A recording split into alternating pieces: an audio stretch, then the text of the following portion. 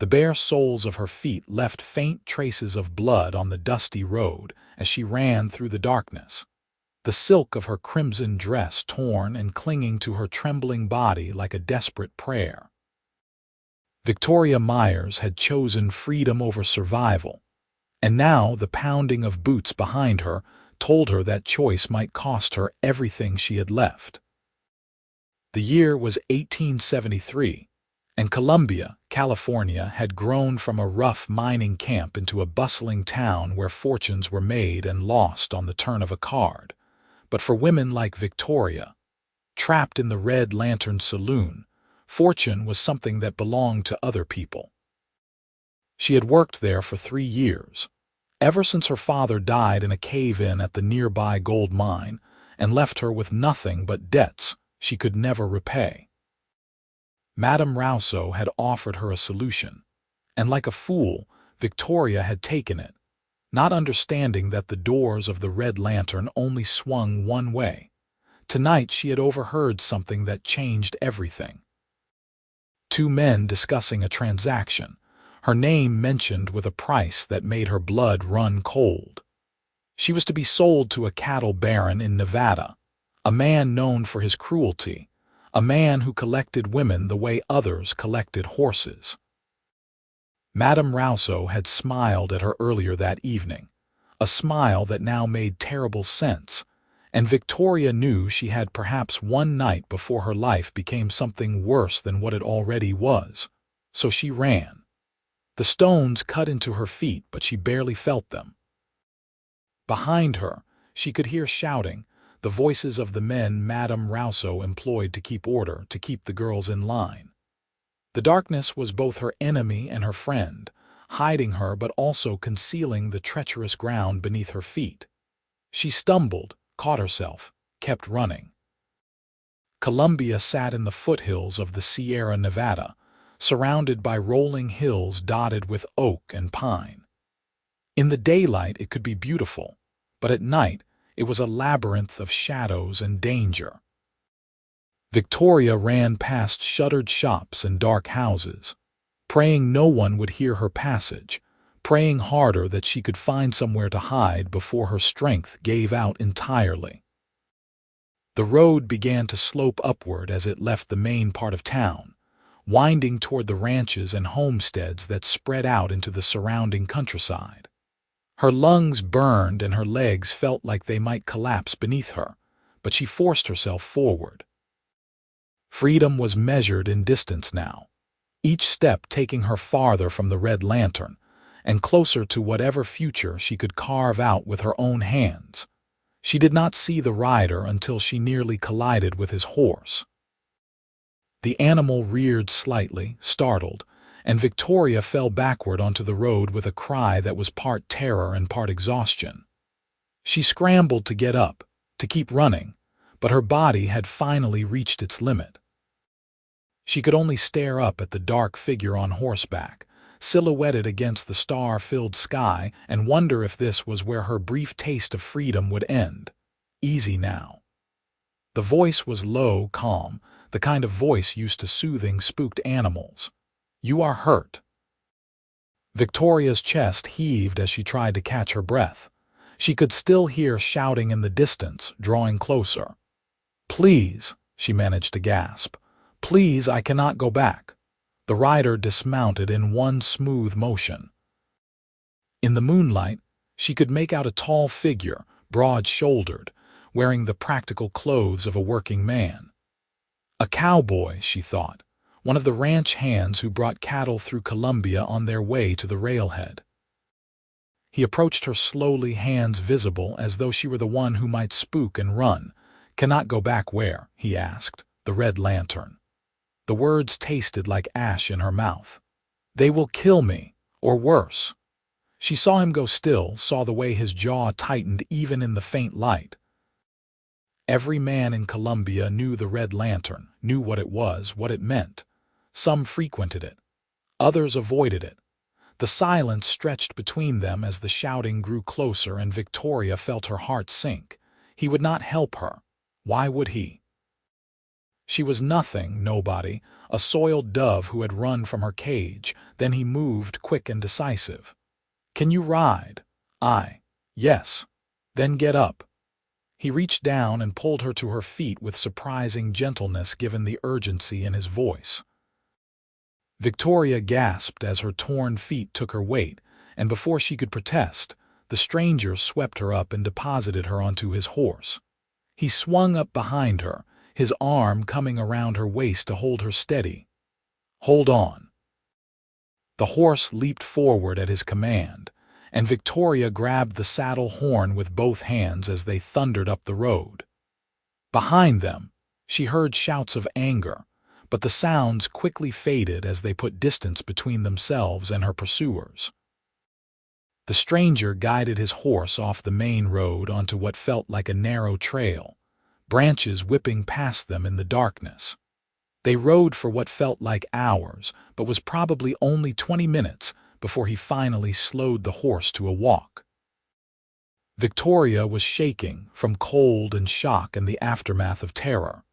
The stranger's arm remained around her waist, steady and warm, and she found herself leaning back against his chest, too exhausted to maintain her own balance. "Where are we going?" she finally asked. "My ranch." "Small place, about 5 miles outside of Columbia. You will be safe there for tonight, at least. Tomorrow we can figure out what comes next." "Why are you helping me?" she felt rather than saw his shrug. "My mother raised me to believe that when someone asks for help, you give it. Especially when they are running barefoot down a dark road with blood on their feet." Victoria closed her eyes, feeling tears prick at the corners. She could not remember the last time someone had shown her simple kindness without expecting something in return. "Thank you. Thank me when you are safe and those feet are bandaged." There was a pause. "My name is Aaron Iverson." She almost gave him her real name, but something stopped her. Victoria Myers had worked at the Red Lantern. Victoria Myers was owned by Madame Rousseau, at least in the eyes of the law and the debt she owed. If she was going to start over, she needed to leave that name behind. "Violet," she said instead, choosing something close enough to remember, different enough to matter. "Violet Morgan." "Pleased to meet you, Violet Morgan, though I wish it were under better circumstances." The ranch, when they finally reached it, was a modest affair. In the moonlight, Victoria could make out a small house, a barn, several corrals. It looked well maintained but simple, the home of a man who worked with his hands and lived within his means. Aaron dismounted first, then helped her down with careful hands that did not linger or take liberties. "Can you walk?" he asked. Victoria tried to take a step and immediately gasped in pain. The adrenaline that had carried her through her escape had worn off completely, and now her feet felt like they were on fire. Aaron muttered something under his breath, and once again picked her up, carrying her toward the house as though she weighed nothing at all. Inside, he lit a lamp that cast a warm glow over a surprisingly tidy main room. There was a stone fireplace, a table with 2 chairs, a rocking chair in the corner, shelves lined with books. It was a bachelor's home, but one that spoke of someone who took pride in what was his. Aaron set her down in the rocking chair and immediately went to stoke the dying embers in the fireplace, adding wood until flames began to lick at the logs. "Let me see your feet," he said, pulling the other chair over and sitting down in front of her. Victoria hesitated, suddenly aware of how inappropriate this all was, how scandalous. But then again, she had spent the last 3 years in a place where propriety was a joke, and this man had just saved her life. She lifted her feet, and even in the lamplight she could see the damage. Cuts, scrapes, bruises, and the deeper gashes that came from sharp rocks and running in blind panic. Aaron's expression darkened. "This needs to be cleaned. I have some whiskey and bandages. It is going to hurt. I can bear it." He stood and went to a cabinet, returning with supplies. True to his word, He was thorough but gentle as he cleaned the wounds, and though Victoria bit her lip hard enough to taste blood, she did not cry out. He worked in silence, his hands steady, and when he finally wrapped her feet in clean bandages, she felt a wave of relief so intense it made her dizzy. "You should sleep," Aaron said, standing. "You can have my bed, I will take the floor." "I cannot take your bed. You can and you will." His tone left no room for argument. "You have had a rough night, Miss Morgan, and you need rest. We can talk more in the morning about what to do next." He showed her to a small bedroom that was as neat as the rest of the house. The bed had clean sheets and a thick quilt, and Victoria thought it looked like heaven. Aaron brought her a shirt of his to sleep in, then left her alone, closing the door behind him. She changed quickly, peeling off the torn red silk that marked her as property of the Red Lantern, and pulled on his shirt. It fell to her knees and smelled of soap and leather and something else, something clean and masculine. She climbed into the bed and pulled the quilt up to her chin, and for the first time in 3 years, she felt safe. The tears came then, silent and hot, streaming down her cheeks as she pressed her face into the pillow. She cried for everything she had lost, everything she had endured, and for the fragile hope that perhaps, just perhaps, her life could be something different now. Morning came too soon and too bright. Victoria woke to sunlight streaming through the window and the smell of coffee and bacon. For a confused moment she did not know where she was, and then memory rushed back. The Red Lantern. Running. Aaron Iverson. She sat up carefully, testing her feet. They still hurt, but not as badly as she had feared. The bandages were tight and secure. Someone, she realized, knew what they were doing when it came to treating injuries. She stood slowly, using the bed frame for support, and made her way to the door. Aaron was at the stove, cooking breakfast with the easy competence of a man used to taking care of himself. He looked up when she emerged and nodded toward the table. "Sit. Food will be ready in a minute." Victoria sat, acutely aware of how she must look. Her dark hair was tangled, falling loose around her shoulders. She wore only his shirt and her bandaged feet. In the full light of day, she could see him clearly for the first time. He was probably in his mid-20s, with dark blonde hair that needed a cut, a strong jaw shadowed with stubble, and eyes the color of storm clouds. He was handsome in a rugged, weathered way, but there was something else about him, something in the set of his shoulders and the way he moved that spoke of a man who had earned his place in this harsh land. He brought 2 plates to the table, each loaded with eggs, bacon, and biscuits. Victoria stared at the food, her stomach twisting. "I cannot pay you for this. Did I ask you to?" Aaron sat down across from her and began to eat. "Eat, Violet, you look half-starved." She was. At the Red Lantern, the girls ate the scraps, the leftovers, whatever Madame Rousseau deemed sufficient. Victoria had not had a full meal in longer than she could remember. She picked up her fork and took a bite, and it was so good she almost cried again. Instead, she focused on eating, trying not to shovel the food into her mouth like a starving animal. They ate in silence for a while before Aaron finally spoke. "We need to talk about your situation." Victoria set down her fork, her appetite suddenly gone. "I know. I cannot stay here. It would not be proper, and besides, Madame Rousseau will be looking for me." "Will she involve the law?" The question made Victoria laugh, though there was no humor in it. "Madame Rousseau owns the sheriff, or at least she owns enough secrets about him that he does what she wants.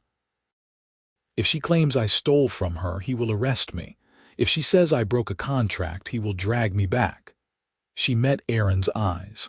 "I owe her money, my father's debt. By law, I have to work it off, and by her accounting, I will never work it off. I am trapped unless I run so far that she cannot find me."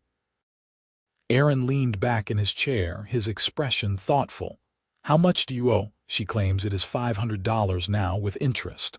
My father borrowed 50. That is robbery. That is the red lantern. Aaron was quiet for a long moment. I have some money saved. I could pay off your debt.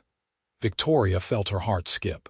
No, absolutely not. I will not trade one debt for another, and I will not be beholden to a stranger no matter how kind he has been. It would not be a debt. Consider it a gift.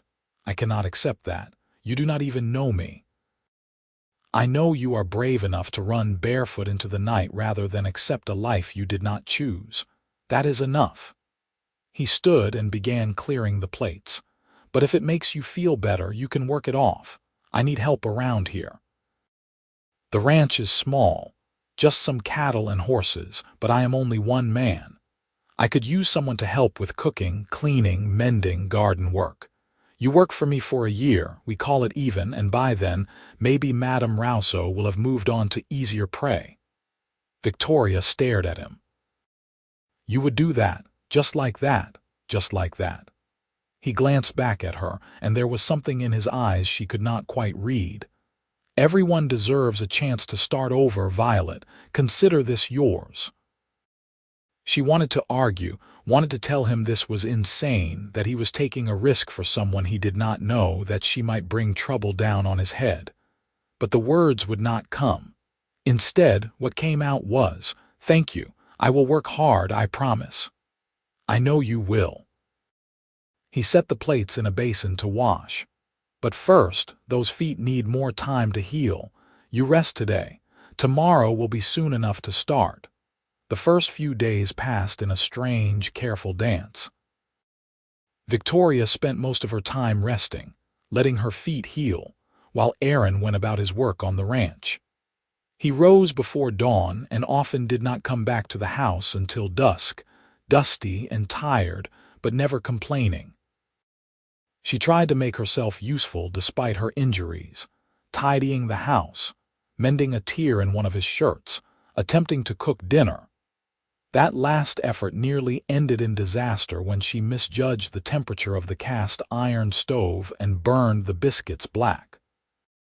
Aaron had simply looked at the smoking remains, looked at her stricken face and said, "Well, I reckon we all have to learn somehow.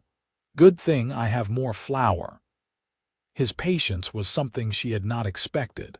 At the Red Lantern, mistakes were punished swiftly and harshly. Here, Aaron simply showed her how to do things properly and let her try again. It was disorienting and wonderful and terrifying all at once. On the fourth day, her feet were healed enough for her to walk without wincing at every step. Aaron had ridden into Columbia that morning, and Victoria used the time alone to explore the ranch properly. It was not large, perhaps 160 acres, but it was beautiful in its own way. The land rolled gently, dotted with oak trees and golden grass that whispered in the breeze. She could see cattle grazing in the distance, and in the corral near the barn, several horses watched her with curious eyes. She had just finished collecting eggs from the chicken coop, another new experience when she heard the sound of approaching horses. Her heart jumped into her throat. Had Madame Rousseau found her? Had Aaron betrayed her after all? But it was Aaron who rode into the yard, and he was not alone. Behind him came a wagon driven by an older woman with steel-gray hair and a no-nonsense expression. Aaron dismounted and walked over to Victoria, who stood frozen with the basket of eggs clutched against her chest. "Violet, this is Mrs. Dorothy Patterson. She runs the general store in town. Dorothy, this is Violet Morgan, my new housekeeper." The older woman climbed down from the wagon with surprising agility and looked Victoria up and down with sharp eyes. "Housekeeper, is it? Well, you are going to need more than one shirt if you are living out here." She gestured to the back of the wagon. "I brought some things." Victoria glanced at Aaron, confused. He had the grace to look slightly embarrassed. "I figured you might need some proper clothes and shoes, especially shoes." The wagon was loaded with packages. Mrs. Patterson directed Aaron to carry them inside while she took Victoria by the arm and steered her into the house. "Now then, let us see what we have here. Aaron was not entirely sure of your measurements, but I think we can make do." The next hour was a whirlwind. Mrs. Patterson had brought dresses, simple but well made, in practical fabrics suitable for ranch work. There were undergarments, stockings, an apron, even a Sunday dress in soft blue cotton, and shoes. Real, sturdy leather boots that fit perfectly and made Victoria want to weep with gratitude. "How much do I owe you?" Victoria asked, though she knew she had no way to pay. "Aaron settled the account," Mrs. Patterson said briskly. "And before you get all prideful about it, consider it an advance on your wages. The boy says you are working for him now, so you need proper working clothes. Simple as that." Victoria tried on one of the dresses, a gray calico with white buttons, and studied herself in the small mirror Aaron had in his bedroom. She looked different, not like a saloon girl, not like someone's property. She looked like a woman who might have a future. Mrs. Patterson appeared in the doorway, her expression softer now. "You are running from the Red Lantern, are you not?" Victoria went still. "Does everyone know? I suspect, but I do not gossip, and those who matter will not either. Madame Rousseau came into the store yesterday, asking if anyone had seen a girl in a red dress. I told her I had not, which is the truth. The girl in the red dress is gone. You are Violet Morgan now. Why would you protect me? You do not know me. I know Aaron Iverson, and that boy has the best heart of anyone I have ever met.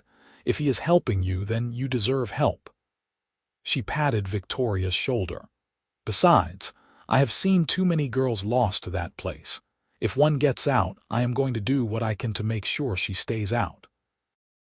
After Mrs. Patterson left, Victoria found Aaron in the barn, tending to his horse.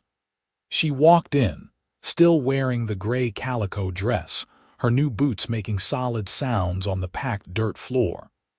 He looked up, and something flickered across his face, there and gone too fast to identify. "The clothes fit?" he asked. "Perfectly. Aaron, I do not know how to thank you. You already are by staying and helping out." He went back to brushing his horse, his movements steady and rhythmic. "Besides, I am not entirely selfless. I really do need the help around here." Victoria leaned against a stall door, watching him work. "Mrs. Patterson said Madame Rousseau is looking for me." "She is, but she is looking for a girl named Victoria in a red dress. As far as anyone knows, you are Violet Morgan from Sacramento, down on your luck, and I hired you as my housekeeper. Mrs. Patterson has spread that story around town, and people will believe it because she has lived here for 30 years and her word is gold. What if Madame Rousseau does not believe it? Then we will deal with it when it happens." He set down the brush and turned to face her fully.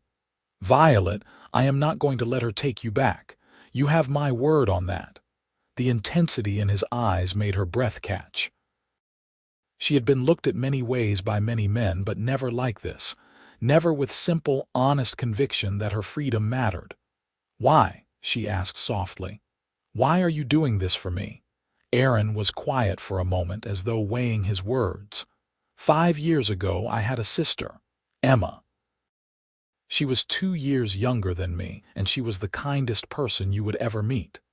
After our parents died, we tried to make it work, but times were hard. I was working as a ranch hand, barely making enough to feed us both. One day I came home and found a note. She had gone to work at a saloon in Virginia City, said she would send money, said not to worry. He paused, and Victoria saw pain etched in every line of his face. I went after her as soon as I could scrape together the traveling money. It took me 3 months. When I got there, they told me Emma had died. Consumption, they said, but I saw the bruises on her body when they let me claim her for burial. My sister died in a place like the Red Lantern, and I was not there to save her. Victoria felt tears sting her eyes. "Aaron, I am so sorry. So when I saw you running down that road, barefoot and terrified, I saw Emma. I saw the chance I did not get with her." He met her eyes again. "You are not going back there, Violet, not while I am breathing." She crossed the space between them and did something she had not done voluntarily in years. She reached out and took his hand, squeezing it gently. "Then I will make sure your faith in me is not misplaced." His hand squeezed back, warm and calloused and solid. "I do not think it will be." The days turned into weeks, and a routine emerged. Victoria woke with the sun, made breakfast while Aaron did the early morning chores, and then set about her work for the day. She learned to bake bread that did not taste like rocks. She learned to churn butter, to tend the vegetable garden Aaron had planted but never had time to properly maintain, to preserve fruits and vegetables for the coming winter. She mended every piece of clothing Aaron owned, sometimes twice, and started making new shirts from fabric misses. Patterson brought on her weekly visits. Aaron taught her to ride, using an old mare named Daisy who was patient with beginners. The first time Victoria sat in a saddle, she was terrified, but Aaron led the horse around the corral, his voice calm and encouraging until she started to relax. By the end of 2 weeks, she could ride well enough to help him move cattle from one pasture to another, and the sense of accomplishment was intoxicating. They talked as they worked, sharing stories. Victoria told him about growing up in Colombia, about her father who had dreams of striking it rich in the goldfields but never quite managed it, about her mother who had died when Victoria was 10 and left a hole that never quite filled. She told him about the debts, about the desperation that led her to the Red Lantern, about the 3 years she tried very hard to forget. Aaron told her about growing up on a ranch in Wyoming, about learning to ride before he could walk, about his father who taught him that hard work was its own reward, and his mother who made sure he learned to read and write. He told her about coming to California to start fresh after Emma died, about working as a ranch hand until he saved enough to buy this land, about building the house with his own hands. They did not talk about the growing feeling between them, the way Victoria found herself watching for him to come back from the fields, the way Aaron's eyes lingered on her when he thought she was not looking. It was too new, too fragile, too dangerous to name. Summer deepened into late August.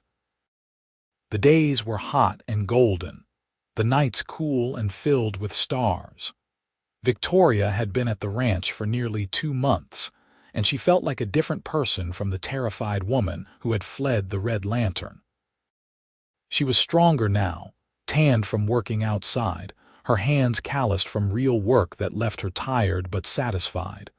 One evening, as they sat on the porch after dinner, Aaron cleared his throat. "There is a dance in town next Saturday, social event, families and such. I was thinking we might go." Victoria looked at him in surprise. "Together?" "Well, yes, unless you do not want to. But people have gotten used to the idea of you being here, and Mrs. Patterson says it would be good for you to be seen out and about, establishing yourself as a respectable member of the community." He was fidgeting with his hat, which was unusual for him. "And I would not mind having someone to dance with." "I do not know if I remember how to dance," Victoria said, though her heart was beating faster. "The kind of dancing I did at the Red Lantern was not exactly proper. I could teach you. The basic steps, at least." So they practiced in the main room of the house, Aaron humming a waltz while he showed her the steps. She stepped on his feet more than once, and they both laughed, and when he pulled her a little closer than strictly necessary for the lesson, she did not pull away. His hand was warm on her waist, and she could feel the solid strength of him, and for the first time since fleeing the Red Lantern, she let herself think about what it might mean to care for someone, to be cared for in return. You are a fast learner, Aaron said, and his voice was lower than usual. I have a good teacher. They stopped moving, though the humming had ended several moments before. They stood in the lamplight, close enough that Victoria could see the flecks of blue in his gray eyes, could see the way he was looking at her like she was something precious. Violet, he began and then stopped. There is something I should tell you. What is it? But before he could answer, they heard the sound of horses approaching fast. Aaron immediately tensed, his hand dropping to the gun he wore at his hip. Get back, he said quietly. Victoria retreated to the shadows as Aaron opened the door. 3 riders came into the yard, and even in the darkness, Victoria recognized the build and posture of the men Madame Rousseau employed to keep order. Her blood turned to ice. The leader, a burly man named Jack Dalton, dismounted. Evening, Iverson, we are looking for a girl. About this high, dark hair goes by Victoria Myers. You seen anyone like that? Cannot say that I have, Aaron replied, his voice carefully neutral. Why are you looking? She stole from Madame Rousseau expensive jewelry. The law wants to question her. It was a lie, Victoria knew. She had stolen nothing. But it was a clever lie, one that would get the sheriff involved officially, one that would give Madame Rousseau legal standing to drag her back. Like I said, I have not seen anyone matching that description. Aaron crossed his arms. Now it is late, and I would appreciate it if you would move along. Dalton smiled, and it was not a pleasant expression. We heard you hired a new housekeeper, woman from Sacramento. Might we have a word with her? Just to rule her out, you understand. My housekeeper is none of your business. Now, Iverson, there is no need to be unfriendly. We just want to ask a few questions. Unless you have something to hide. The tension in the air was thick enough to cut. Victoria knew she had to act. If she hid, it would only make things worse. She stepped out of the shadows and into the doorway, her chin high, wearing her gray calico dress and her sensible boots. I am Violet Morgan, she said clearly, and I do not appreciate being dragged into whatever this is about. Dalton's eyes narrowed as he studied her. Victoria held her breath, praying that the change in clothes, the change in bearing, the change in name would be enough. In the Red Lantern, she had worn silk and paint and kept her eyes down. Now she stood straight, met his gaze directly, looked every inch a respectable woman. You from Sacramento? Dalton asked. I am. When did you get to Columbia? About 2 months ago. The timeline matched, but just barely. I needed work, Mr. Iverson needed help, and here I am. You ever work at the Red Lantern? Victoria allowed herself to look offended. Certainly not. I am a housekeeper, not a saloon girl. Dalton looked between her and Aaron, clearly trying to decide whether to push the issue. Finally, he mounted his horse. If you do see this Victoria Myers, you let the sheriff know. There is a reward for information. I will keep that in mind, Aaron said dryly. They watched the 3 men ride away, and only when they were truly gone did Victoria allow herself to breathe. Her legs felt shaky, and she sat down hard on the porch steps. Aaron sat beside her, close enough that their shoulders touched. That was too close, he said quietly. They are not going to stop looking. No, which means we need to be more careful. He turned to look at her. Violet, I meant what I said before. I am not going to let them take you. I know, but Aaron, I cannot keep putting you in danger. If they find out I am here, if they prove it somehow, you could be charged with harboring a criminal. Let me worry about that. How can you be so calm? Because I know something Madame Rousseau does not. He stood and offered her his hand, pulling her to her feet. I know that you are worth fighting for, and I am not giving up without a fight. The near miss with Dalton and his men changed things. Aaron started sleeping on the porch with his rifle close at hand. Victoria found herself jumping at shadows, always watching the horizon for riders. But life on the ranch continued because it had to. Cattle needed tending, crops needed harvesting, and work did not stop just because danger lurked. Mrs. Patterson visited a few days later and brought news. Madame Rousseau is offering $100 for information leading to Victoria Myers. She has the whole town talking. Victoria felt sick. That is a fortune. Someone will turn me in for that kind of money. Not anyone who matters, Mrs. Patterson said firmly. The people worth knowing in this town are the ones who are disgusted by what goes on at the Red Lantern. They would not betray you for $1,000. She paused. But there are others who would sell their own mother for half that. You need to be careful. We are being careful, Aaron assured her. Good, because there is something else. I heard through my sources that Madame Rousseau has hired a Pinkerton detective, someone from San Francisco. He is supposed to arrive next week. The news hit Victoria like a physical blow. A detective, a real one, trained to find people. How could she possibly hide from that after Mrs. Patterson left? Victoria paced the main room, her mind racing. I have to leave, she said finally. I will go to Oregon or Nevada or somewhere far enough away that they cannot find me. No. Aaron's voice was flat, final. Aaron, you do not understand.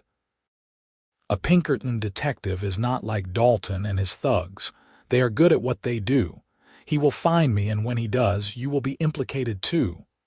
I said no. He crossed the room and took her by the shoulders, not rough but firm enough that she stopped pacing. Violet, listen to me. You are not running anymore. We are going to figure this out together. How? How can we possibly fight this? He was quiet for a moment, thinking. Then he said, we need legal help. A real lawyer, not someone in Madame Rousseau's pocket. Someone who can prove that her claim on you is fraudulent, that the debt she says you owe is illegal. That would take money. Money we do not have. I have some saved. Enough to at least consult with someone. He let go of her shoulders but did not step back. They stood close, the air between them charged. I am not letting you go, Violet.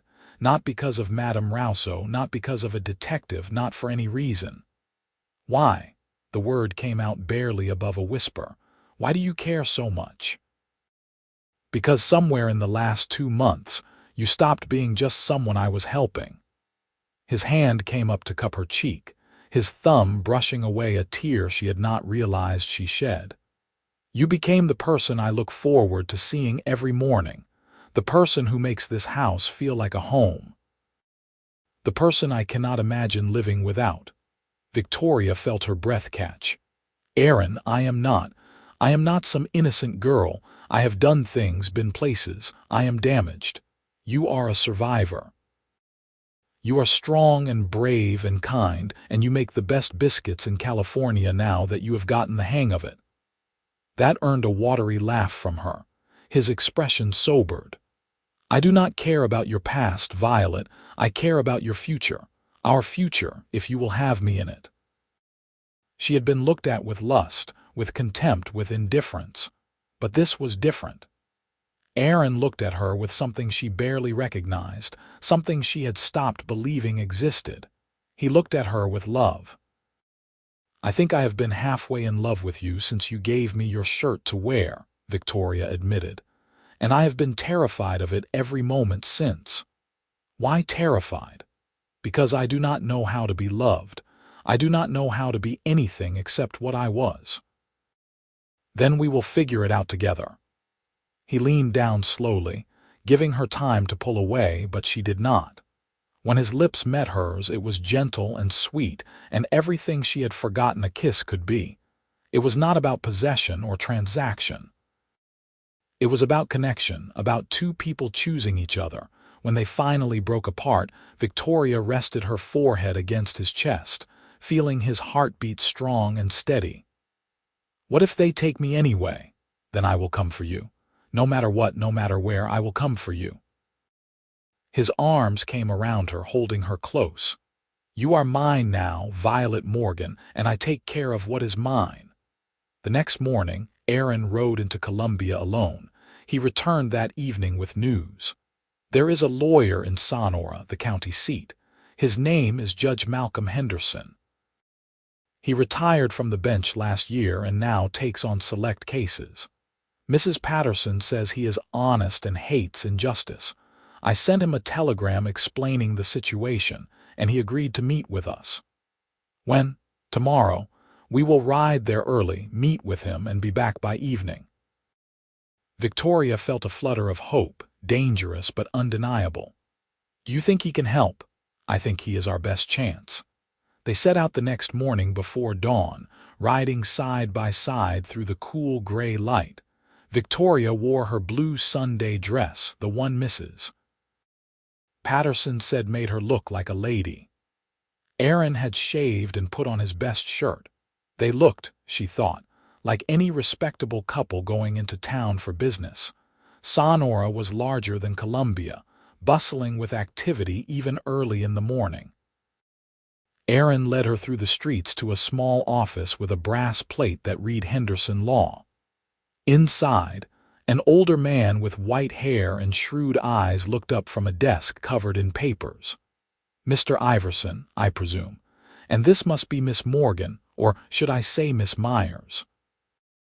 Victoria felt her stomach drop, but Judge Henderson waved a hand. Please sit. If I am to help you, I need the truth, all of it, so they told him.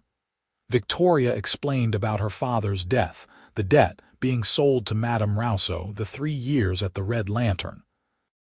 She told him about overhearing the plan to sell her to the cattle baron, about running, about Aaron finding her. Aaron filled in the rest, about hiding her, about the men looking for her, about the Pinkerton detective. Judge Henderson listened without interrupting, making occasional notes. When they finished, he leaned back in his chair and steepled his fingers. First, let me say that what was done to you, Miss Myers, was unconscionable. The debt system used by places like the Red Lantern is technically legal but morally bankrupt. However, that does not mean we are without recourse. He pulled out a law book and flipped to a marked page.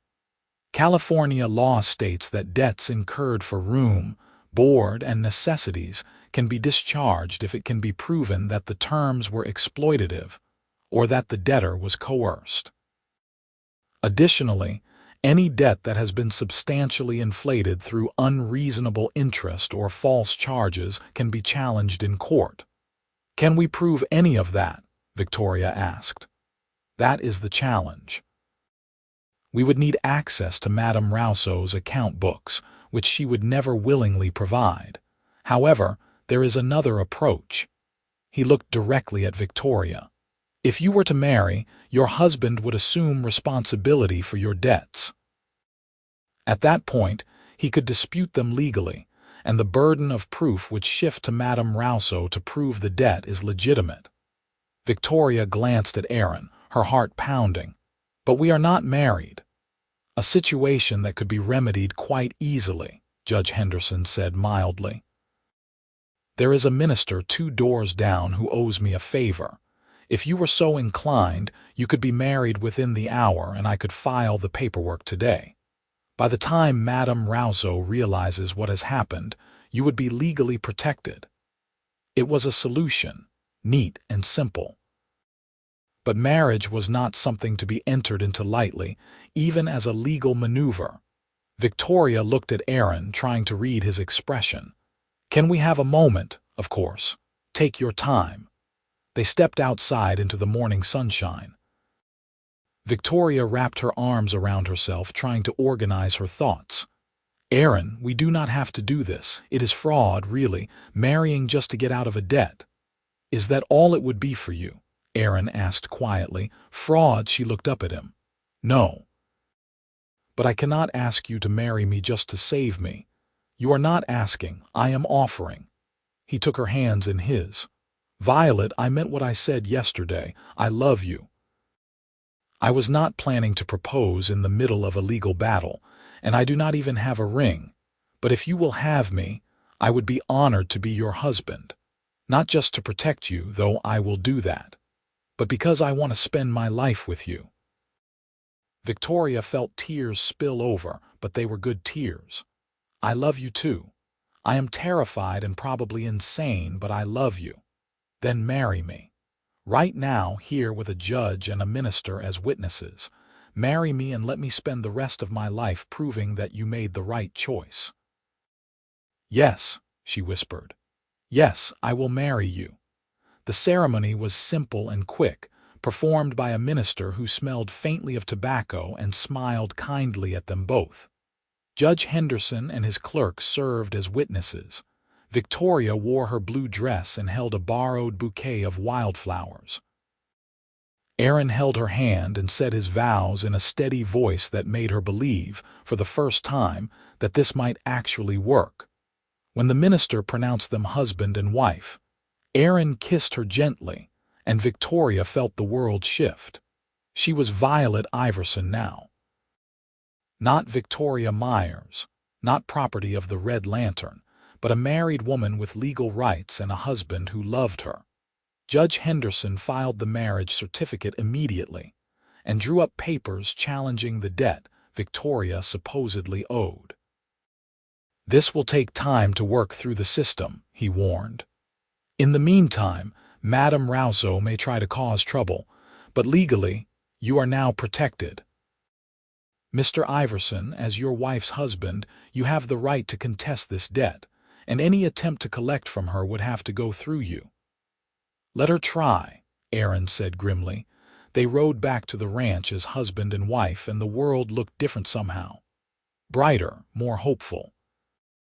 When they arrived home, Aaron helped her down from her horse and swept her up in his arms.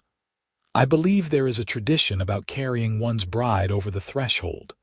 Victoria laughed, truly laughed, for the first time in years. "I believe you are right." He carried her inside and set her down gently in the main room. They stood there, suddenly shy despite everything. "I can sleep on the floor if you would rather," Aaron offered. "I do not want you to feel pressured."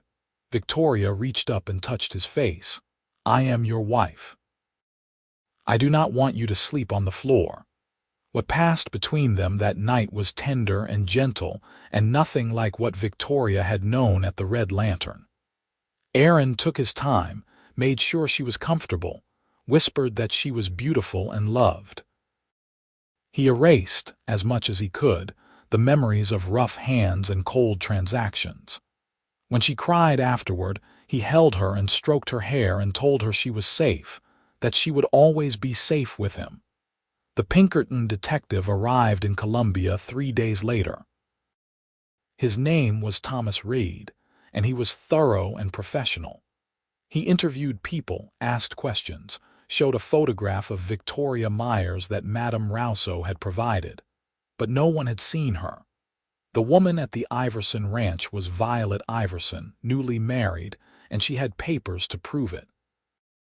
Reed came to the ranch himself, and Victoria met him at the door wearing an apron, flour on her hands from making bread. "Can I help you, Mrs. Iverson? My name is Thomas Reed. I am investigating a missing person case. Have you heard of a woman named Victoria Myers?" "I have heard the name mentioned in town," Victoria said carefully. "Something about a theft." "Yes. She is wanted for questioning. You would not happen to be her, would you?" Victoria met his eyes steadily. "My name is Violet Iverson. My husband and I were married last week in Sonora by Judge Henderson. If you do not believe me, you can check the county records." Reed studied her for a long moment. Victoria knew he was comparing her to the photograph, to the description he had been given. But that woman had worn silk and paint in desperation. This woman wore calico and confidence and wedding ring. "I may do that," he said finally. "Thank you for your time, Mrs. Iverson." He left, and Victoria watched him ride away, her heart pounding. An hour later, Aaron returned from checking the cattle and found her sitting on the porch steps, shaking. He sat beside her and pulled her close. "He came. Yes, I do not think he believed me. It does not matter if he believes you." The law says you are Violet Iverson, and that is the truth that matters." He kissed the top of her head. "He will check the records, find our marriage certificate, and report back that Victoria Myers is not here." 2 days later, Mrs. Patterson brought news. The detective left on this morning's stage. Word is he told Madame Rousseau that Victoria Myers must have left the area entirely because no one matching her description is in Colombia. Madame Rousseau is furious. "Is she giving up?" Victoria asked, hardly daring to hope. "She is pragmatic. She has already replaced you with another girl, poor thing. My guess is she will focus her energies there and eventually let this go. Especially now that Judge Henderson has filed papers challenging your debt. She does not want legal scrutiny of her books." It was not a complete victory, but it was close enough. Victoria felt like she could breathe fully for the first time since running from the Red Lantern. "It is really over." "Not quite," Mrs. Patterson said. "Judge Henderson wants both of you to come to Sonora next month for a hearing. If the judge rules in your favor, the debt will be discharged completely, and Madame Rousseau will have no legal claim on you whatsoever." That hearing was held in early October, with the leaves turning gold on the trees and a crispness in the air that promised winter. Victoria wore her blue dress again and sat beside Aaron in the courtroom. Madame Rousseau was there, dressed in expensive silk, her face a mask of cold fury. Her lawyer argued that Victoria had signed a contract, that she owed a legitimate debt, that marriage did not dissolve financial obligations. Judge Henderson listened patiently, then asked to see Madame Rousseau's account books.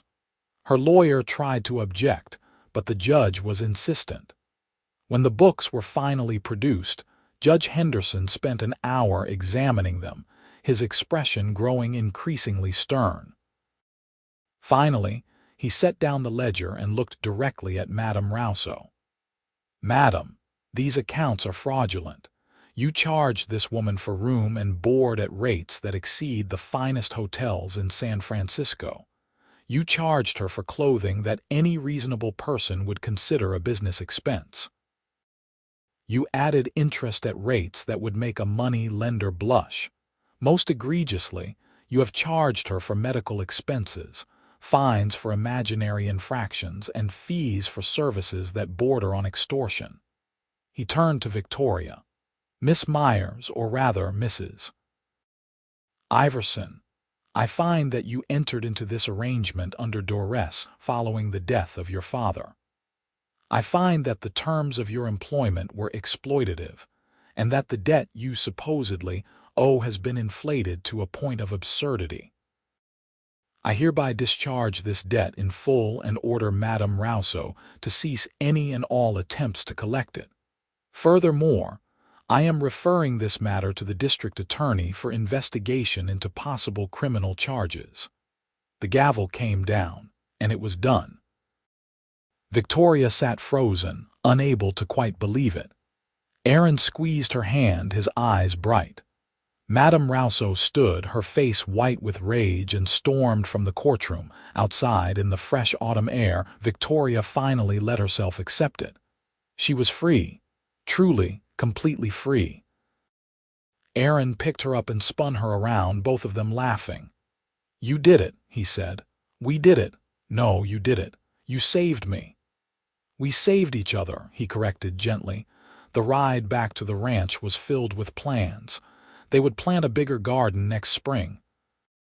Maybe buy a few more head of cattle. Aaron wanted to build a bigger barn.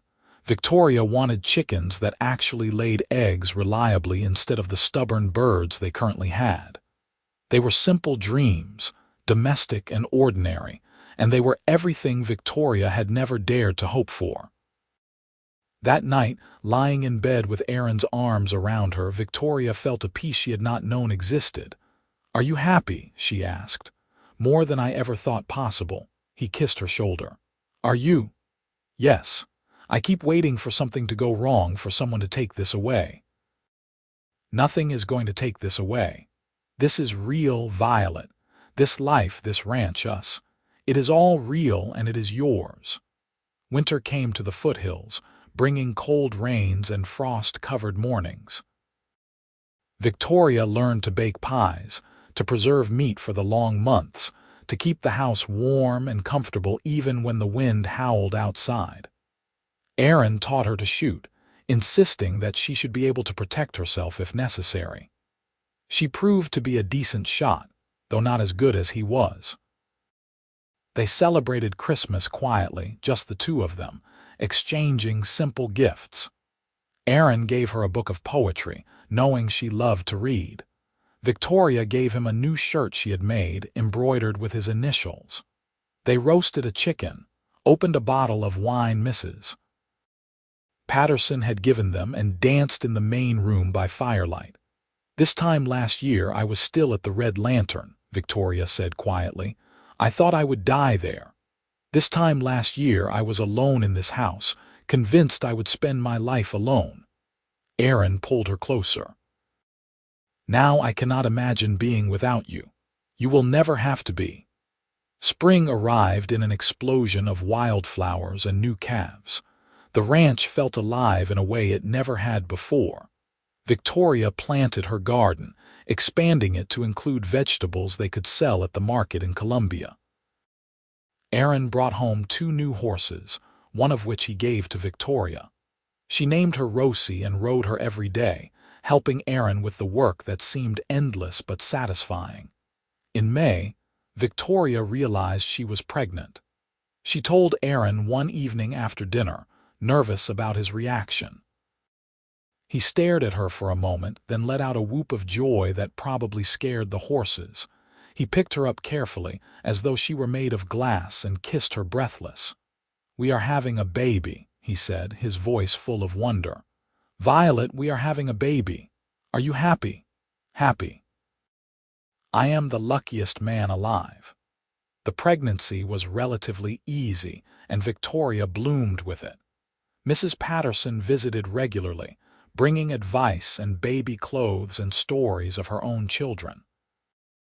Aaron became impossibly protective, insisting Victoria not lift anything heavy, not ride too much, not work too hard. She tolerated his fussing because she knew it came from love. In January of 1875, on a cold, clear night, Victoria gave birth to a son. He came into the world screaming, healthy and strong, with a shock of dark hair like his mother and his father's gray eyes.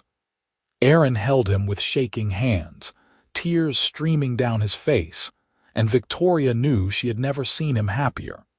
They named him Thomas Aaron Iverson, after Aaron's father. Tommy for short. He was a good baby, curious and alert, and he wrapped both his parents completely around his tiny fingers. Life settled into a new rhythm. Diapers and feedings, sleepless nights and moments of pure joy. Aaron would come in from working the ranch and immediately reach for his son, holding him and talking to him as though Tommy could understand every word. Victoria would watch them together and feel her heart swell. When Tommy was 6 months old, they made the trip to Columbia for the 4th of July celebration. It was Victoria's first real public appearance as a member of the community, and she was nervous. But people greeted her warmly, congratulated her on the baby, told Aaron what a lucky man he was. No one mentioned the Red Lantern. No one whispered about her past. She was simply Mrs. Iverson, Aaron's wife, mother to baby Tommy. At the dance that evening, Aaron led her onto the floor. She went into his arms easily, the steps second nature now. "Remember when you taught me to dance?" she asked. "I remember thinking I had never seen anyone more beautiful." He smiled down at her. "I was right. I was terrified that night, terrified that Dalton would recognize me, that everything would fall apart. Nothing fell apart. We built something instead." He glanced over at where Mrs. Patterson was holding Tommy, cooing at him. "We built a family." Years passed, measured in birthdays and harvests and quiet moments. Tommy grew into a bright, energetic boy who followed his father everywhere and helped his mother in the garden. When he was 3, Victoria gave birth to a daughter they named Emma, after Aaron's sister. She had her father's blonde hair and her mother's dark eyes, and she was gentle where Tommy was boisterous. The ranch prospered. Aaron's hard work and Victoria's careful management turned it into one of the most successful small operations in the area. They bought more land, more cattle, hired hands during busy seasons. Victoria sold her preserves and vegetables at market and saved the money carefully. Tommy was 8 and Emma was 5 when Victoria finally told them the story of how she and Aaron met. They were old enough, she decided, to understand. She told them a simplified version, about being trapped and scared, about running away, about the cowboy who stopped to help and gave her boots and a new name. "So you were not always Mama Violet?" Tommy asked, fascinated. "No, I was Victoria once, but that girl does not exist anymore. Your father helped me become someone new." "That is because Papa is a hero," Emma declared with the absolute certainty of a 5-year-old. Aaron, listening from the doorway, smiled. "No, your mother is the hero. I just gave her the chance to save herself." In 1885, they received word that Madame Rousseau had died. The Red Lantern had closed years earlier. The building eventually turned into a boarding house. Victoria felt nothing but a vague sadness for all the girls who had not gotten out. She and Aaron donated money anonymously to a charity that helped women escape prostitution, hoping it might make some small difference. Tommy grew into a young man who loved the ranch as much as his father did. Emma developed a talent for teaching and announced she wanted to open a school for children in the area. Aaron and Victoria supported both of them, proud of the people they were becoming. On a warm evening in 1890, Aaron and Victoria sat on the porch they had rebuilt 3 times over the years. Their hair had gray in it now, their hands were more weathered, but they still reached for each other in the dark. Inside, they could hear Tommy and Emma arguing good-naturedly about something, the sounds of home. "You ever think about that night?" Aaron asked. "When I found you on the road?" "Sometimes," Victoria admitted. "It feels like a lifetime ago, like it happened to someone else. In a way, it did. You are not that scared girl anymore." "No, I am not." She leaned her head on his shoulder. "I am exactly who I was meant to be because of you, because of us." He kissed her temple. "We made this life together, Violet, every bit of it." They sat in comfortable silence as the sun set over the hills, painting the sky in shades of gold and pink and purple. Somewhere in the distance, cattle lowed. Closer, a horse whinnied. These were the sounds of their life, the life they had built from nothing but hope and hard work and love. Tommy came out onto the porch, now a young man of 23. "Papa, I need to talk to you about expanding the north pasture." "Tomorrow," Aaron said. "Tonight I am sitting with your mother." Tommy smiled, understanding. He had grown up watching his parents' devotion to each other and knew better than to interrupt these quiet moments. "Tomorrow, then." After he went back inside, Victoria said, "He is going to make this ranch something special. He already has. Both our children have." Aaron squeezed her hand. "We did good, Violet, we did." More years passed in their gentle, inevitable way. Emma married a kind teacher from Sonora and started her school. Tommy married a rancher's daughter from a neighboring property and brought her to live at the ranch. Soon there were grandchildren, bright-eyed and curious, filling the house with noise and laughter. Aaron's hair turned fully white, but he still rose every morning to work the ranch. Victoria's hands developed arthritis, but she still tended her garden and made her preserves. They were old now, but they were together, and that was what mattered. On a spring morning in 1905, 32 years after Victoria ran barefoot from the Red Lantern, she and Aaron celebrated their unofficial anniversary. They had never forgotten that first night, the terror and the kindness that changed everything. They rode out together, moving slower than they used to but still capable, to a spot on the ranch they loved. It was a small hill that overlooked the valley, where they could see everything they had built spread out below them. The house, bigger now, with additions for the growing family. The barn Aaron had built with Tommy's help.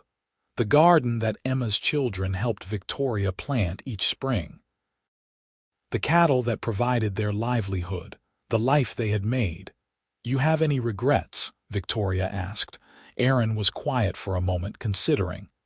"I regret that you had to suffer before we found each other, but the life we have built, not a single moment of it." "Good." She took his hand, still strong despite the years. "Because I would do it all again. Every hard moment, every scary decision, all of it, to end up right here with you. I love you, Violet Iverson. I have loved you since the moment I saw you running down that dark road, and I will love you until my last breath. And I love you. You gave me boots and a new name, but more than that, you gave me a life worth living. You gave me freedom and safety and love. You gave me everything." They sat together on that hill as the sun climbed higher, two old people who had once been young and scared and brave. Below them, they could hear the sounds of their grandchildren playing, their children working, the ranch coming alive with another day. Victoria thought back to that desperate girl in the red dress, bare feet bleeding, convinced her life was over. She wished she could go back and tell her that she would survive, that she would thrive, that love was real and freedom was possible, and happiness was waiting just down the dark road. But that girl was gone now, transformed into this woman who sat beside her husband and looked out over the empire they had built with their own hands. Victoria Myers had died on that road 32 years ago. In her place was Violet Iverson, beloved wife, devoted mother, proud grandmother, and living proof that sometimes the darkest nights led to the brightest dawns. Aaron helped her to her feet, and they rode back down to the ranch, where their family waited. There would be lunch to make, grandchildren to spoil, work to do. There would be laughter and arguments and the comfortable chaos of a house full of love. That evening, as they prepared for bed, Victoria caught sight of her old boots on the shelf where Aaron had kept them all these years. They were worn now, barely holding together, but he refused to throw them away. "First thing I ever gave you," he had said when she suggested getting rid of them. "They stay." She smiled at the memory and climbed into bed beside her husband. He pulled her close, and she rested her head on his chest, listening to his heartbeat. "Aaron, yes, my love, thank you for everything, for my whole life. Thank you for letting me share it with you." They fell asleep like that, wrapped in each other's arms, two souls who had found each other in the darkness and built a light that would last for generations. Outside, the California night stretched vast and starry, full of possibility and promise, just as it had been that fateful night so long ago. Their story was not one of grand adventures or dramatic rescues, though it had started with both. It was a story of ordinary days made extraordinary by love, of hard work and dedication, of building something beautiful from broken pieces. It was a story of redemption and second chances, of a woman who fled with nothing and found everything, of a man who gave freely and received more than he could have imagined. As the years continued to unfold, the Iverson Ranch became legendary in Colombia, not for wealth or size but for the love that had built it. People told the story, though details were often unclear, of the housekeeper who became a wife, of the cowboy who married her. No one knew the whole truth except Aaron and Victoria, and they kept their secrets close, sharing them only with their children when the time was right. Tommy and Emma grew old themselves, still living on the land their parents had claimed, still working the ranch that had started with one man, one woman, and a desperate flight toward freedom. They told their own children about Grandma Violet and Grandpa Aaron, about the love story that had started with a pair of boots and a new name. When Aaron passed away peacefully in his sleep at the age of 83, Victoria held his hand and whispered all the things she had said 1,000 times before and would never get to say again. She mourned him deeply but without regret, because they had lived a full life together, every day a gift. She followed him 2 years later on a sunny spring morning that would have been perfect for working in the garden. Emma found her in the rocking chair on the porch, a peaceful smile on her face, as though she had simply decided it was time to join her beloved.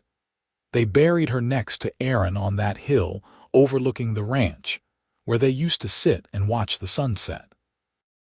The headstone was simple: Violet Iverson, beloved wife, mother, and grandmother.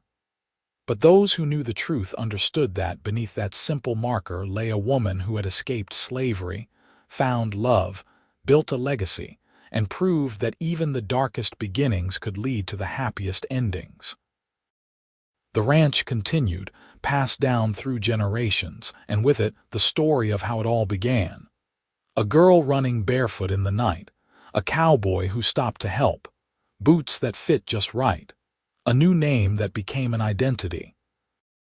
And love, always love, the thread that wove through every moment and made everything else possible. In Columbia, California, where the gold rush had long since faded into memory, where the red lantern was now just a footnote in local history, the Iverson name stood for something that mattered more than gold. It stood for integrity, hard work, and the kind of love that transformed lives.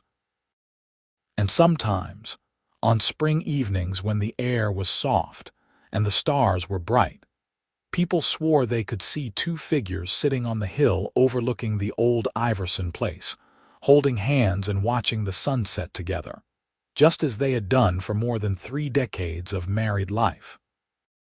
The story of Victoria and Aaron, of Violet and her cowboy, became the kind of tale that parents told their children, that grandparents shared with grandchildren. It became a story about courage and kindness, about second chances, and the power of love to heal even the deepest wounds. It was a story of the Wild West, but not of gunfights and outlaws. It was a story of the real West, where people struggled and survived, where communities formed and families flourished, where a woman could flee a red lantern with nothing but bare feet and find everything she needed in a pair of boots, a new name, and the love of a good man. And in the end, that was the only story that truly mattered.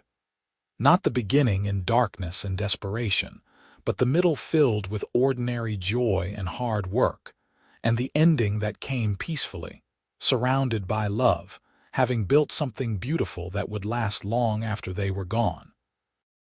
The legacy of that one night, that one act of kindness, rippled outward through generations. Tommy's children became teachers and ranchers and doctors.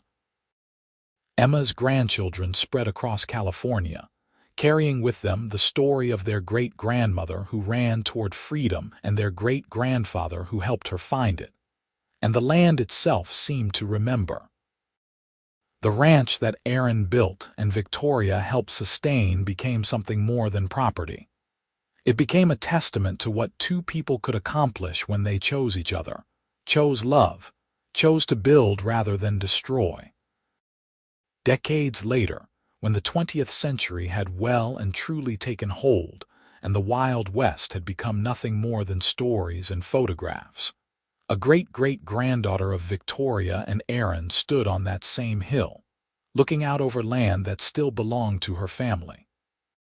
She knew the story, had heard it from her grandmother who heard it from Emma who heard it from Victoria herself. She thought about that desperate flight in the darkness, about the terror and the courage it must have taken. She thought about the kindness of a stranger who became a husband, about love that transformed and endured. And she understood, in that moment, that she existed because of that night, because of boots and a new name and the choice to help someone in need.